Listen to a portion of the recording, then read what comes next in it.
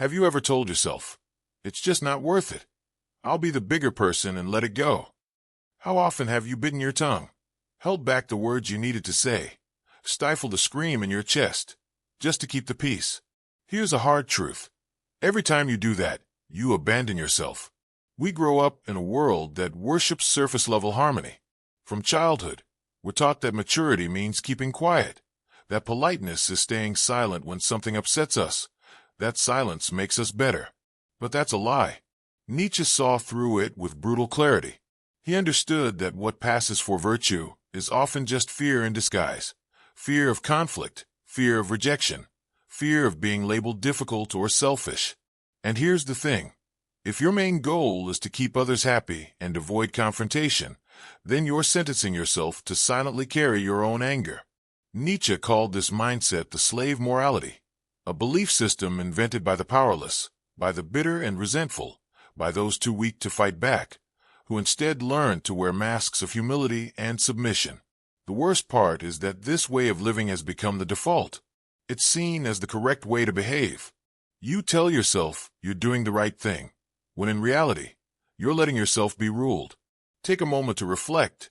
How many times have you smiled and nodded just to keep the peace, when everything inside you was screaming to disagree?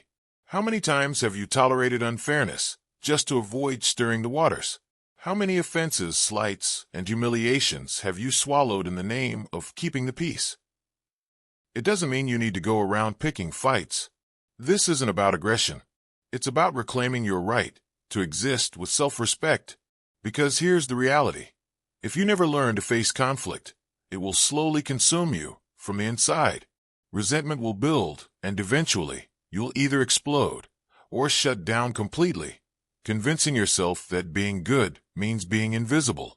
But Nietzsche offers another path, a philosophy that dares you to reject the cycle of submission, that teaches you how confrontation, far from being destructive, can actually lead to liberation. Nietzsche's perspective reveals the roots of the fear of confrontation and how it continues to influence behavior today. More importantly, it offers a path toward breaking free from that fear and reclaiming personal strength. If you're ready to face some uncomfortable truths, stay here until the end. What you'll learn may just shift the way you see yourself and the world around you. To really understand your fear of conflict, you have to zoom out beyond your own experiences and look at the roots of human morality itself.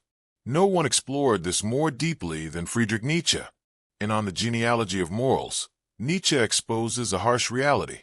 The moral values many of us now live by, what we think of as good, didn't come from noble ideals, but from weakness, from resentment, and from the need of the powerless to protect themselves from the strong. Picture a time when power ruled. Nobles, warriors, they didn't apologize for asserting themselves. They set boundaries, commanded respect, and proved their worth through action. Their moral code was active, bold, and life-affirming. Good meant strength, courage, independence, greatness. But not everyone could live by that standard. There were those who lacked power, the envious, the defeated, unable to win. They found another way, to flip the whole game. How? By creating a new morality based on reversal. Everything once considered noble, strength, pride, confidence, was recast as evil. And everything once seen as weak, obedience, submission, self-denial, was suddenly seen as virtuous. Not because they believed in it, but because they had no other choice.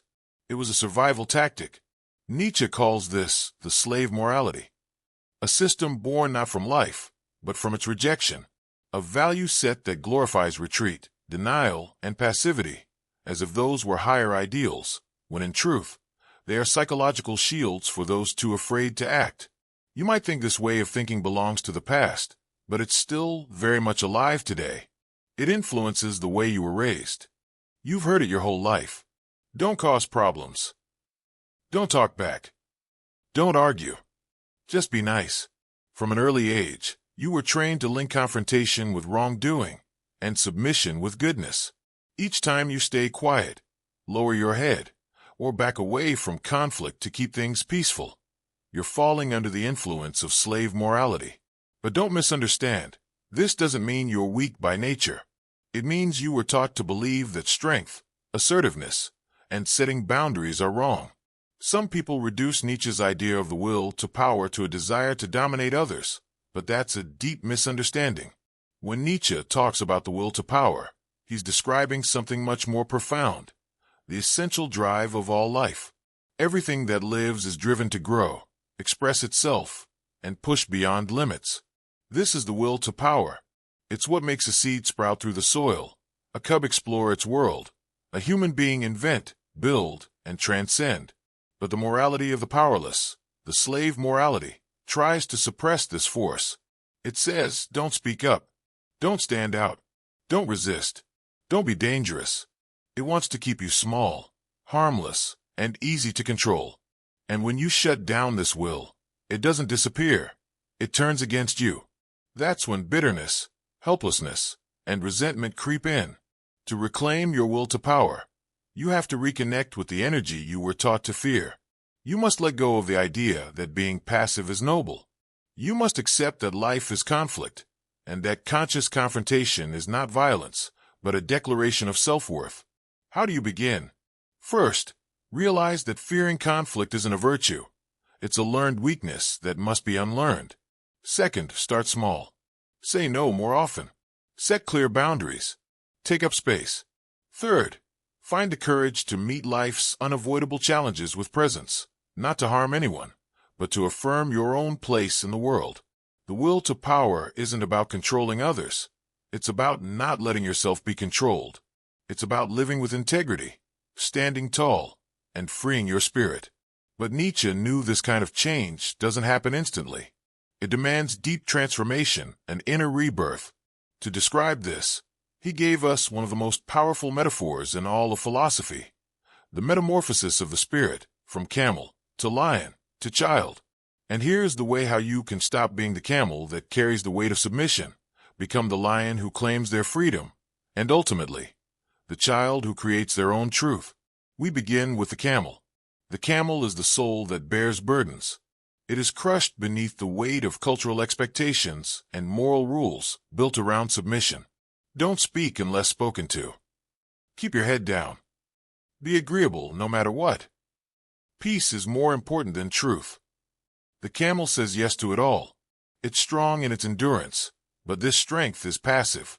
It's the strength of someone who survives, not someone who creates. And worse, this camel begins to feel proud of its suffering. The more it endures, the more it believes it is virtuous. Most people live their entire lives in this stage. Maybe you recognize it in yourself. But Nietzsche doesn't leave us here. Eventually, the spirit of the camel reaches a breaking point. It can't carry the lies anymore. It craves freedom. It craves self-expression. And to achieve that, it must become the lion. The lion is the spirit that learns how to say no. No to imposed beliefs. No to inherited values that weaken it. No to roles that stifle its nature. The lion is the awakened will to power in motion. But the lion doesn't rebel just for the sake of destruction. It fights to create space, to defend its right to exist authentically. And to do this, the lion must face its most fearsome opponent, the dragon of thou shalt. This dragon is dazzling. Each of its scales bears a commandment. Thou shalt be meek. Thou shalt be submissive. Thou shalt avoid conflict. Overcoming this dragon takes courage. You'll face judgmental stares, criticism, rejection. You'll have to confront the guilt that's been embedded in you since you were a child. But it's a battle you must fight, because only when you learn to say a real, intentional no can you truly escape the prison of submission. And then comes the final transformation, the child. The child is the spirit reborn, no longer burdened by the camel's weight, no longer stuck in the lion's defensive stance. Now the soul is creative. It stops reacting and starts creating. It invents its own values. It decides for itself when to yield and when to resist. It lives with lightness, honesty, and joy. At this stage, conflict is no longer a battleground. It becomes a space for self-expression. You're no longer trying to defeat others. You're simply standing as who you truly are. This is the kind of rebirth Nietzsche envisioned. But to reach that place, you must pass through the fire of conflict. You must walk the desert of rejection and uncertainty. You must break, completely and finally, with the fear that holds you captive. Which brings us to a crucial question. How do you uncover your true self beneath all the fear and conformity? To answer that, we have to understand something essential in Nietzsche's philosophy. Confrontation is not the opposite of peace. It's the foundation of authenticity. Conflict isn't something to avoid at all costs. It's a necessary crucible through which the self is tested, refined, and ultimately revealed. Nietzsche believed that genuine growth cannot happen without challenge. When you remove confrontation, you remove the conditions that make self-overcoming possible. It is only through trials, opposition, and resistance that one discovers what they truly value. He wrote, "What does not kill me makes me stronger." But confrontation is not simply about fighting others. It's about confronting ideas, expectations, inherited roles, and most of all, yourself. It's asking, who am I beneath all that I've been told to be? In Nietzsche's view, this confrontation isn't a moment of rebellion. It's a lifelong practice. It means being willing to dismantle the comforting lies you've inherited. It means facing the terrifying responsibility of self-authorship, where no tradition, no religion, no social script can speak on your behalf. And it means recognizing that harmony achieved by self-erasure is not harmony at all. This is why Nietzsche didn't advocate for blind aggression. His call to confrontation was deeply internal and philosophical. It was a demand to examine your values, challenge your comfort, and embrace the risk of standing alone. Real transformation begins when you stop asking, "What will people think if I say this?" and start asking, "What will happen to me if I don't?" Nietzsche understood that fear of confrontation is often fear of losing approval, belonging, or certainty. But to build an authentic life, these illusions must be sacrificed. In their place comes something harder, but infinitely more rewarding: self-respect, freedom, and clarity. Confrontation, then, becomes sacred. It's not an obstacle to be avoided. It's the very forge where your true self is born.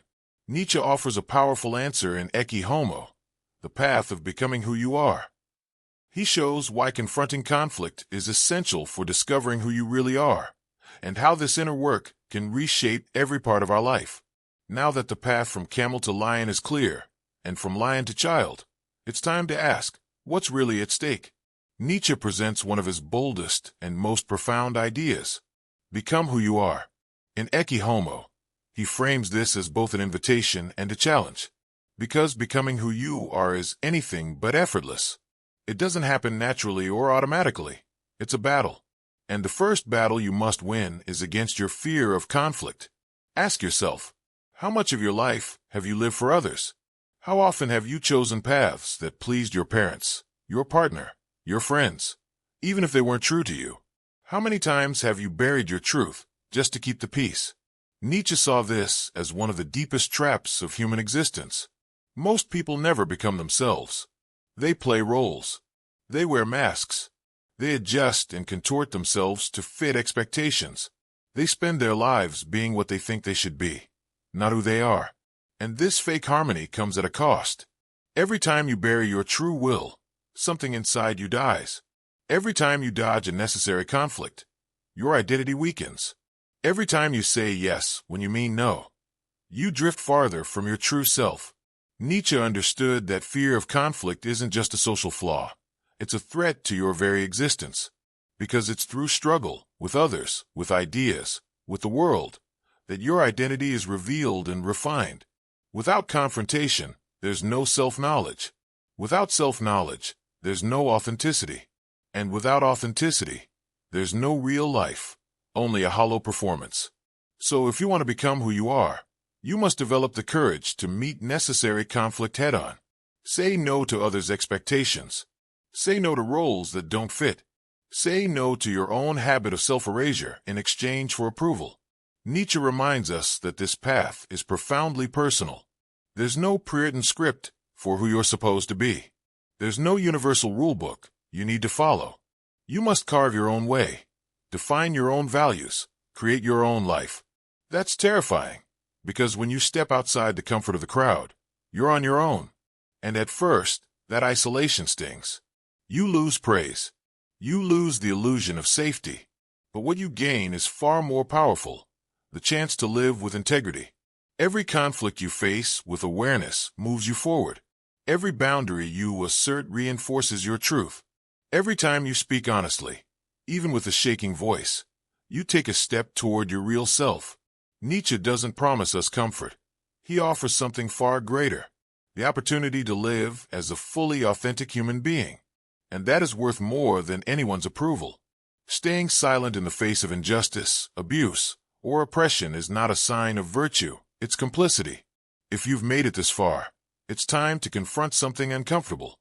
Your silence has a cost, and it's far from small. How many times have you convinced yourself that keeping quiet was the smarter move? That it wasn't worth the fight? That nothing would change anyway? That letting it go was the mature thing to do? How many times have you absorbed disrespect, humiliation, small and large violations, all for the sake of so-called peace? Here's the reality. Every time you stay quiet in the face of injustice, you're not staying neutral. You're reinforcing the very thing that hurts you. You're teaching others that you're okay with being treated that way. You're allowing toxic patterns of control, mistreatment, and disrespect to continue in your life and in the world around you. Nietzsche saw this with piercing clarity. He understood that a morality born from fear doesn't create peace. It leads to spiritual decay.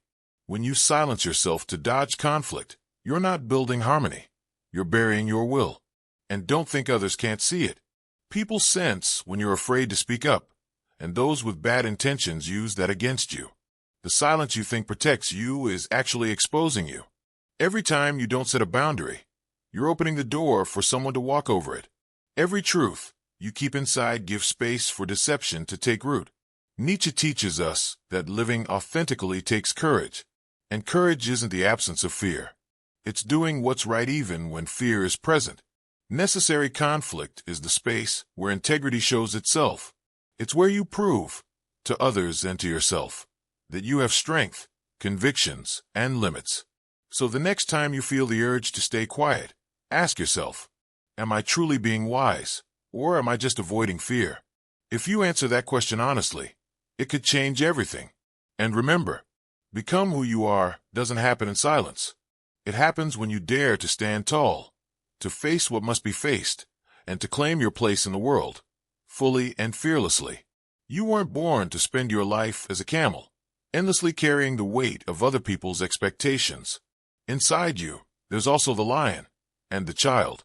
You already have the strength to say no, and the imagination to shape a life that's truly your own. But reclaiming your life doesn't just begin with a moment of defiance. It requires a philosophy of confrontation. And for Nietzsche, confrontation isn't chaos, it's clarity. It's not about conflict for its own sake. It's about conflict as a mirror that reveals what truly matters. In Nietzsche's world, confrontation is not an interruption to life, it is life. Growth happens through struggle. Values are clarified through resistance. Identity is formed not in peace, but in trial. This is why he writes, "Only through struggle does one become strong. Only through resistance does one learn to affirm oneself." Too often, we imagine that a well-lived life is one free from friction. But Nietzsche challenges this illusion. He tells us that the friction itself is the forge, where your instincts, values, and will are tested and refined. Think of the artist, the thinker, the builder. None create in comfort. Their work is born of tension, with tradition, with limitation, with themselves. The same applies to your own becoming. If you cannot face resistance, you cannot know your depth. If you flee conflict, you abandon the very space where your authenticity might have taken form. Nietzsche's philosophy urges you to enter that space. And more than that, to stand in it with presence. What does not kill me makes me stronger, he reminds us, not as a cliché, but as a deep ontological truth. Survival is not the goal, transformation is. When you avoid confrontation, you deny yourself the chance to evolve. You become static, polite, predictable, and ultimately disconnected from your potential. But when you engage consciously with conflict, when you ask, what is this tension here to teach me? You begin to sharpen your soul. And yet, this does not mean you must become hostile. Nietzsche's ideal is not the belligerent brute, but the clear, self-possessed individual who knows when and how to speak. Silence can be a strategy, but only when it's chosen from strength, not fear. Submission, on the other hand, is never strength. It is the abandonment of one's sovereignty. There's a quiet violence in repressing yourself for too long. Nietzsche calls this slow decay ressentiment, the festering bitterness that builds when you're too afraid to speak or act. That bitterness doesn't go away. It turns inward, poisoning your spirit. The antidote is honest, conscious confrontation with others and with yourself. To say, here's where I stand. Here is what I will no longer accept. This is not cruelty. This is clarity. And clarity, Nietzsche tells us, is a form of power. So let confrontation refine you. Let it push you closer to your center. Because every time you choose truth over comfort, you strengthen the core of who you are. But that transformation won't happen on its own. It starts with action. And it starts now.